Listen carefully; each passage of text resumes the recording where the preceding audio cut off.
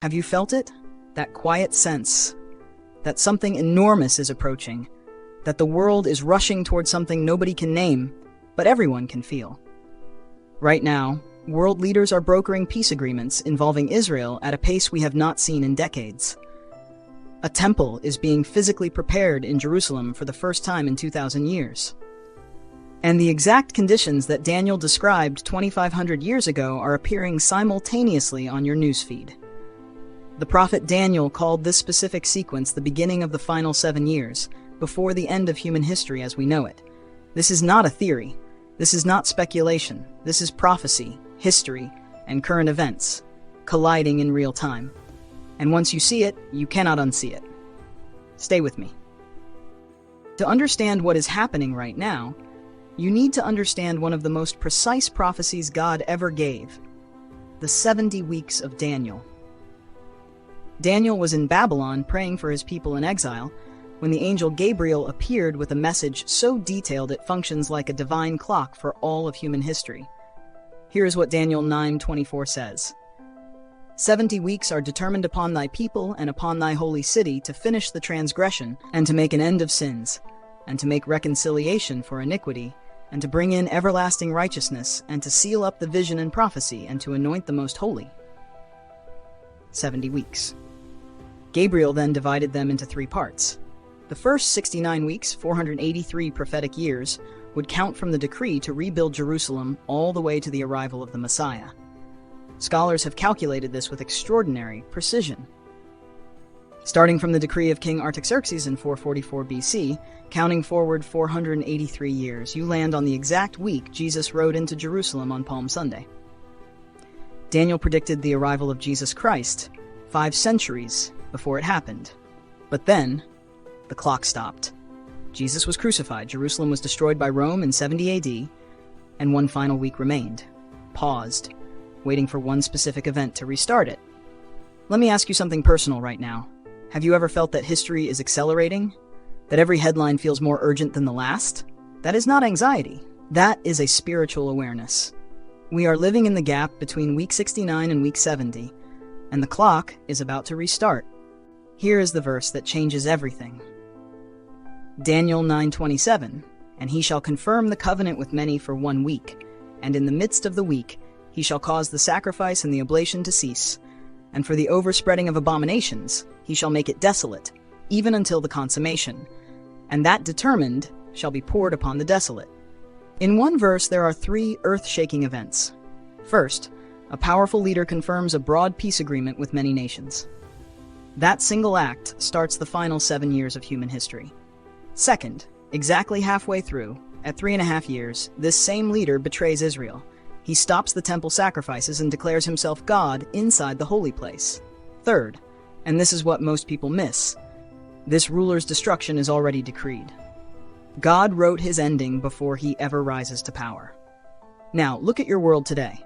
The Abraham Accords have already brought multiple Arab nations into formal peace with Israel.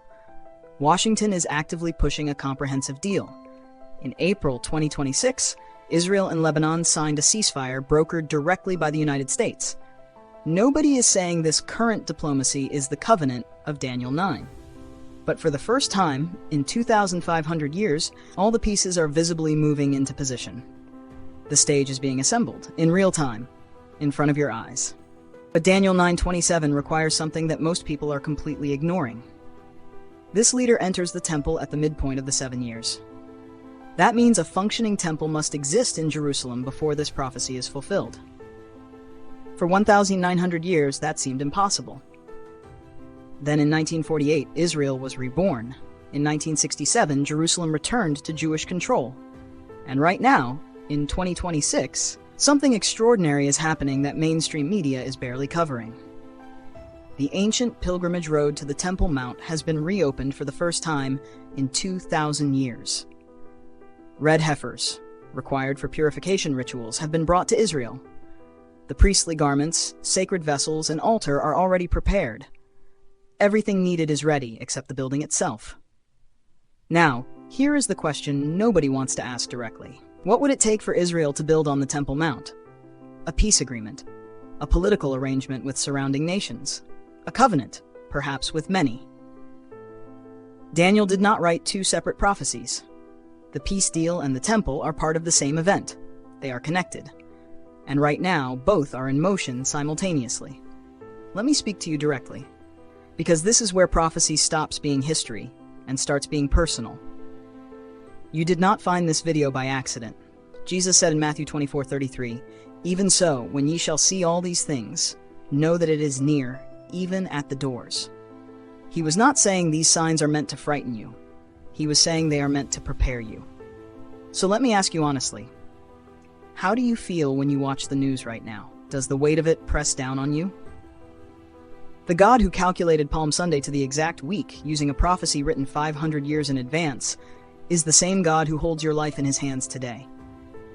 He is not behind schedule. Every peace negotiation, every failed summit, every shifting alliance, he wrote it, he planned it. And Daniel 9:24 tells us what he planned beyond it. Not everlasting chaos, not everlasting war, but everlasting righteousness. The turbulence is not the destination. It is the road to the destination. And the God who wrote the map already knows exactly where it ends. On this channel, we have now walked through 3 of the most powerful prophetic chapters in the Bible. Daniel 2 showed us the kingdoms that rise and fall. Ezekiel 38 showed us Russia, Iran, and Turkey moving against Israel. And Daniel 9 shows us the peace deal and the temple, the trigger for the final act. 3 prophecies, 3 chapters, 1 picture. And it is becoming clearer every single week. If this video opened your eyes, share it with someone searching for answers in a world that feels increasingly uncertain.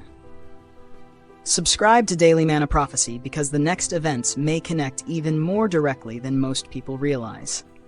And right now, watch our Ezekiel 38 video where an ancient prophecy describes a coalition involving Russia, Iran, and Turkey centuries before the modern world existed. The deeper you look into these prophecies, the harder it becomes to ignore the pattern. God bless you.